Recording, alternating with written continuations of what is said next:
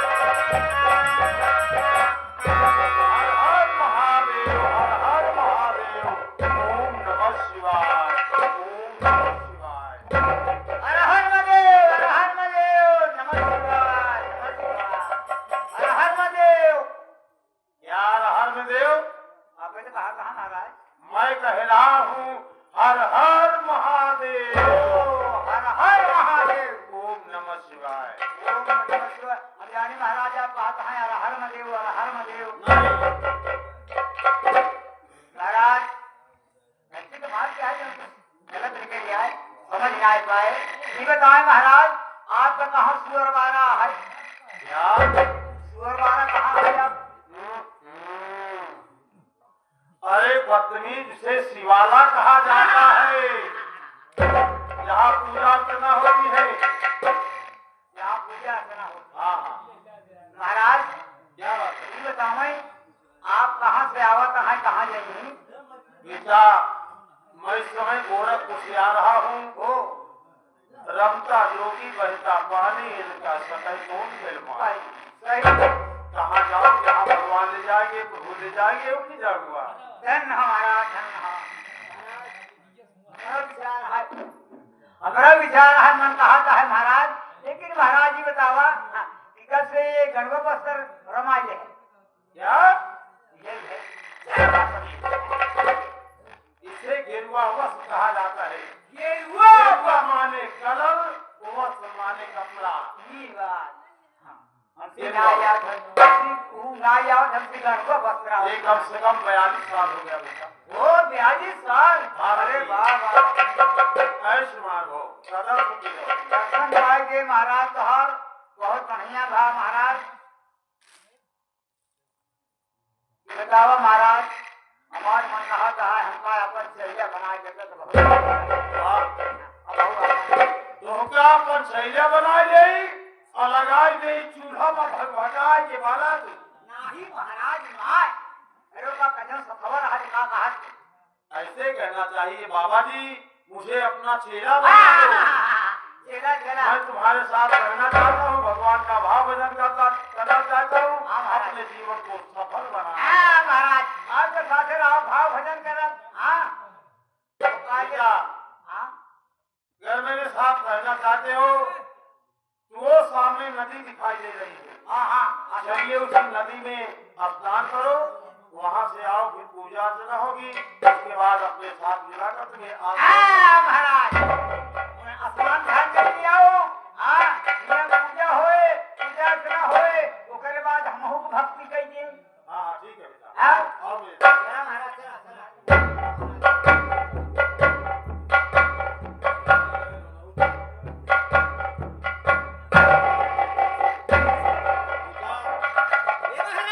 ये तो इस नदी के छोर पर लाश दिखाई दे रही है। अरे नहीं, वही बेटा, सबसे पहले इसे उठाओ, इसका मुखड़ा खोलो, मैं इसे देखना चाहता हूं। डरो नहीं, डरो नहीं। बाबा तू जाना। जब भगवान का भक्त हो गए हो, फिर भी डर रहे हो? उठाओ, खोलो, इसका मुखड़ा खोलो, मैं देखना चाहता हूँ।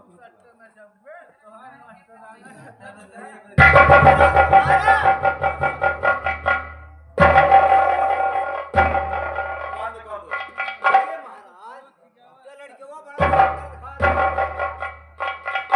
ये तो ऐसे मालूम पड़ा है जैसे किसी राजघराने का राजकुमार हो, लेकिन इसे बीच धारा में न फेंकर इस नदी के छोर पर छोड़कर चले गए हैं। क्या मतलब होता है? अरे वो पागल था तू साला। अरे महाराज इतनी दूर जब लाया था, इतनी दूर जाने में थका नहीं, अजरिया बहाने से थके। मैं इसका कारण जान रहा हूँ, पता लगाता हूँ। हाँ महाराज पता लगा। हरिओम हरिओम हरिओम, ओम नमः शिवाय, ओम नमः शिवाय, नारायण नारायण, ओम। बेटा हाँ महाराज पता लगा। ये रात तो मुझे मालूम हो गया। क्या है महाराज? ये मालूम हो गया, इसके घर वाले हाँ भोजन में जहर डालकर इसे खिला दिए और ये बालक मर गया। इसलिए इसे बीच धारा में न फेंकर इस नदी के छोर पर छोड़कर चले गए। महाराज ये कैसे मालूम हुआ? अब मैं इसे अपने तपोबल द्वारा जीवित करूंगा। ठीक है अपने महाराज। तपोबल द्वारा जीवित करूंगा, फिर ये सारी हाल हवाल बताएगा। धन्य हो गुरुदेव, धन्य हो। अगर जीवित करिए महाराज तो बहुत बढ़िया बात। सीताराम, सीताराम, राधे राम।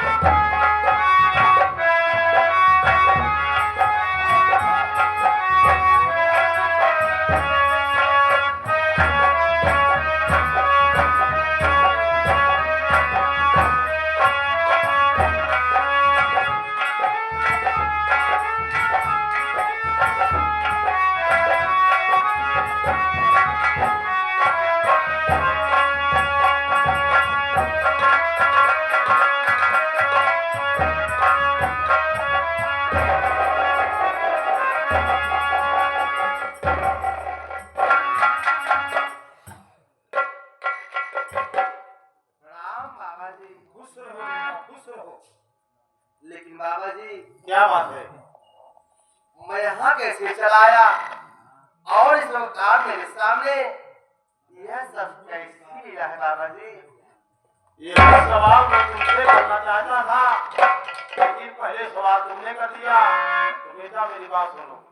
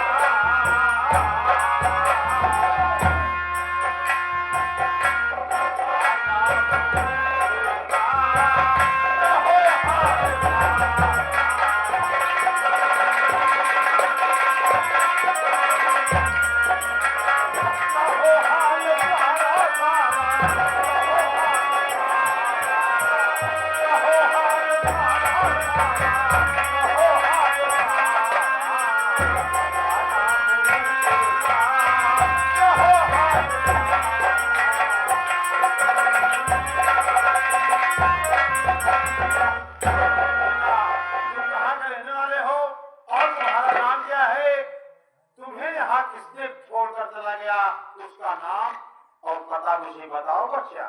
आप जानना चाहते हैं? जानना चाहता हूँ बेटा। सुनिए बाबा जी।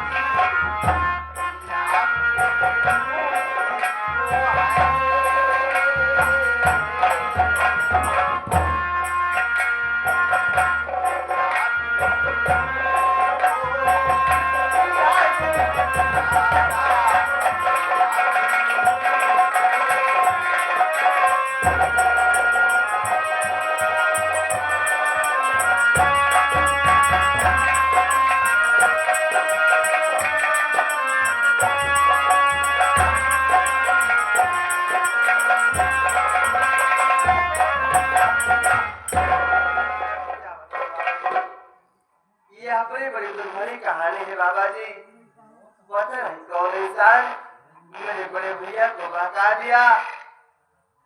मैं जिसे अपना भाभी नहीं बल्कि माँ समझता हूँ, मैं उससे प्रेम करता हूँ।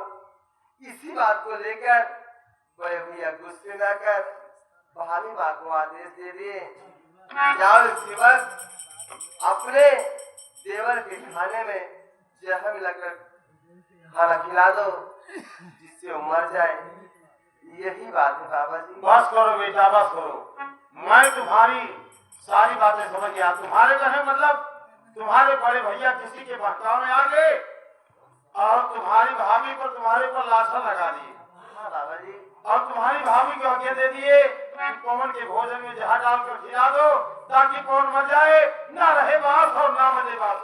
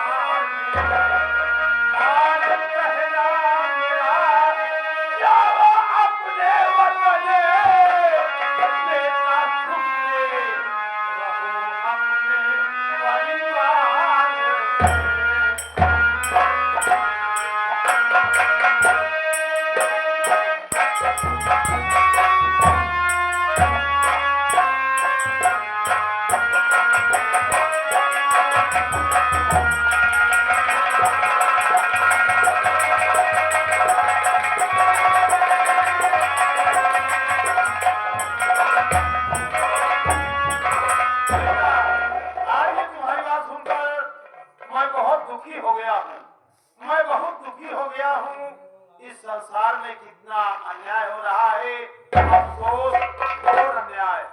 कोई बाप अपने बेटे को नहीं बचा रहा है, कोई बेटा अपने बाप को नहीं बचा रहा है, कोई माँ अपनी बेटी को नहीं बचा रही है, कोई बेटी अपनी माँ को नहीं बचा रही है। इस संसार में घोर अन्याय हो रहा है बच्चा। इसलिए मेरा कहना मानो, तुम अपने वतन को चले जाओ और अपना सुख से जीवन अपने परिवार में गुजारो। बाबा जी आप मुझे कहने की लेकर हैं बाबा जी, उससे पहले आप मेरी बात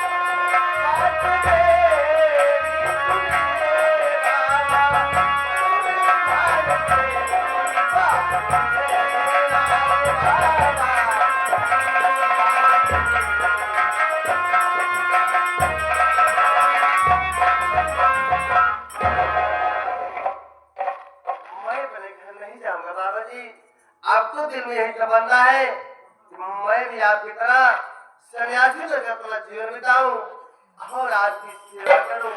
बस यही दिल में लालसा है बाबा जी।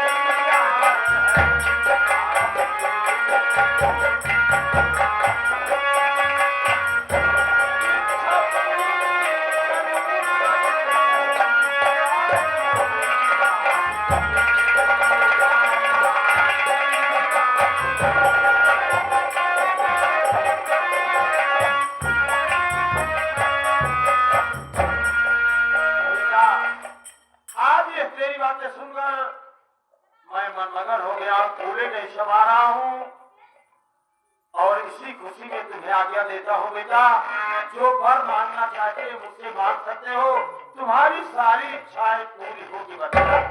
बड़ी अच्छी बात है बाबा जी। तो सुनिए बाबा जी, मुझे क्या चाहिए? क्या चाहिए?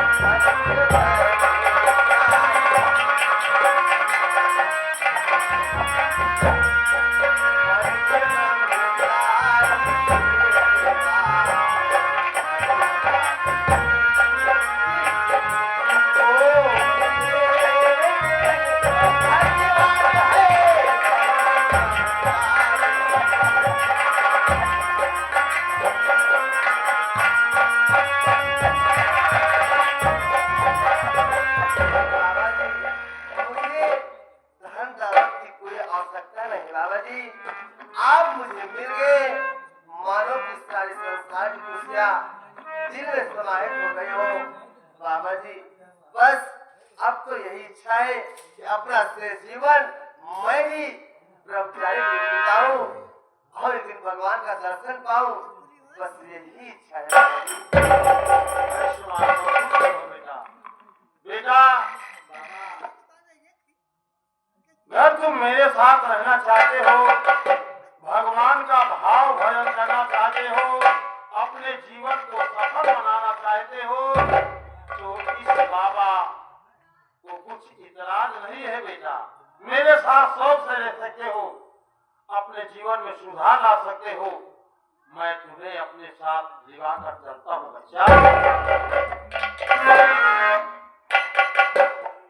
लेकिन बेटा बाबा जी मेरे साथ चलने से पहले मेरा नाम याद रखो। क्या नाम है बाबा जी? मान लो मेरे साथ हो गए और तुम्हारे साथ हो गए, कभी बिछुड़ गए, तुम बिछुड़ गया मैं बिछुड़ गया, तो मेरा नाम याद रखो। मेरा नाम है गुरु गोरखनाथ। मेरे नाम को याद रखोगे तो तुम्हें सुख दुख में जरूर कामयाबी मिलेगी। मेरे साथ चलने से पहले बेटा कुछ भगवान का भाव भजन करते हुए चलो, ताकि रास्ता कट जाए और हम दोनों आश्रम तक पहुंचे। अच्छी बात है बाबा जी। तो सुनिए बाबा जी, एक इंसान के जीवन की सच्चाई क्या होती क्या है? सच्चाई होती बच्चा?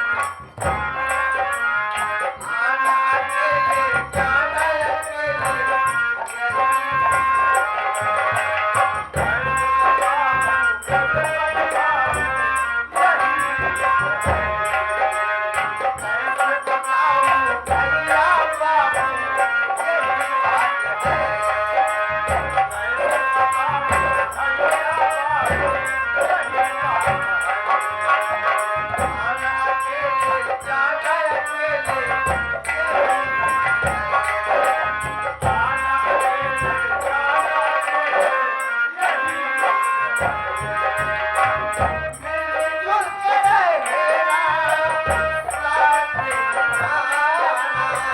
मिलजुल के रहेगा साथ निभाना। मिलजुल के रहेगा साथ निभाना। धोखा नहीं देना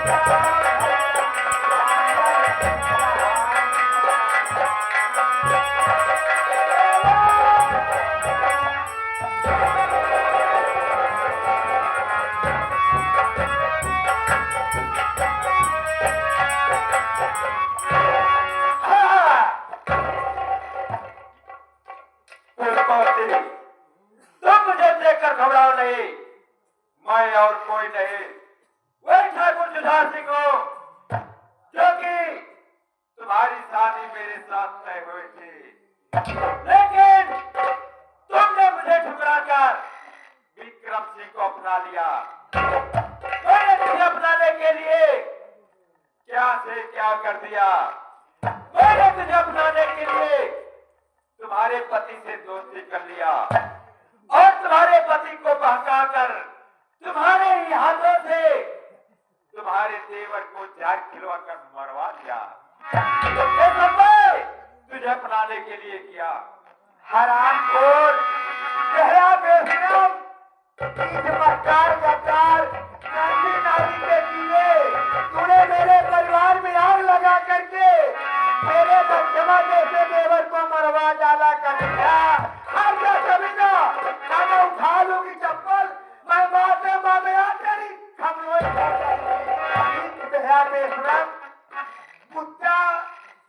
पुष्पवती, मुझे मालूम है कि तुम्हारा पति तुम्हें ठुकरा दिया है, अब तुम्हारी जिंदगी में कभी नहीं आएंगे, इसलिए मेरी बात सुनो।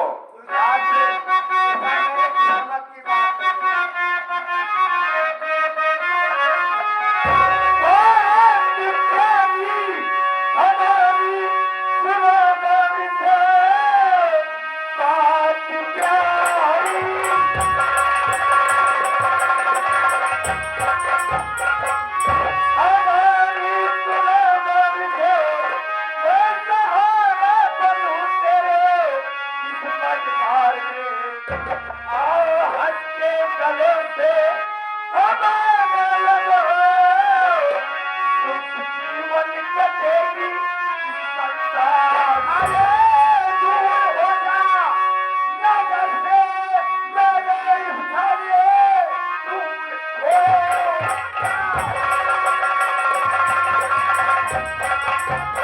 अरे बोलो भिखारी, हाथ धोते मेरे क्यों ऐसे पड़ा, आग दिला लगा मेरे परिवार में, पाप का भर चुका है तुम्हारे,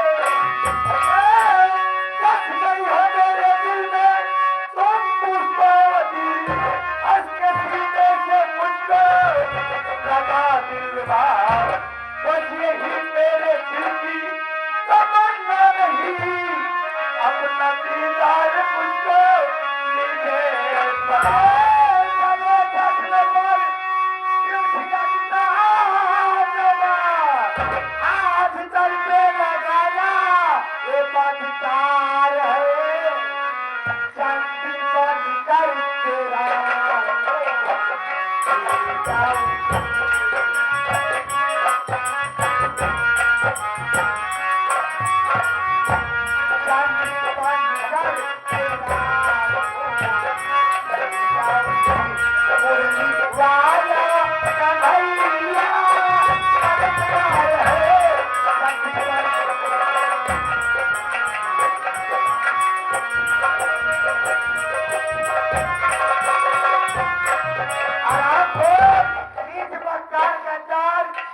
मेरा रास्ता छोड़ के हट जा, नहीं मैं चंडी बनकर तेरा आज खोल पी जाऊंगी। समीना, उठा, क्या तेरे घर में माँ बहन नहीं क्या रे नालायक?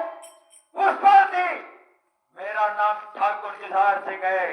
ठाकुर जुझार सिंह जो चाहता है वही करता है, और तुम्हें जबरदस्ती अपने मारने चलूंगा और देखता हो कौन तुझे आकर मुझसे बचाता है। भैया रे, इनका नाम ठाकुर जुझार सिंह बा, इनका शकल सूरत देखा जैसे ठीक ठाक के लग जाए खरबूजा खिलमिंजी खेते में पुतला बना के गाड़ जाएगा दादा। इनका देखे चिड़े चौवा उड़ जाए और नील गाह देखे यहाँ खेते से वहाँ खेते भाग जाए। आराम खोल, पहले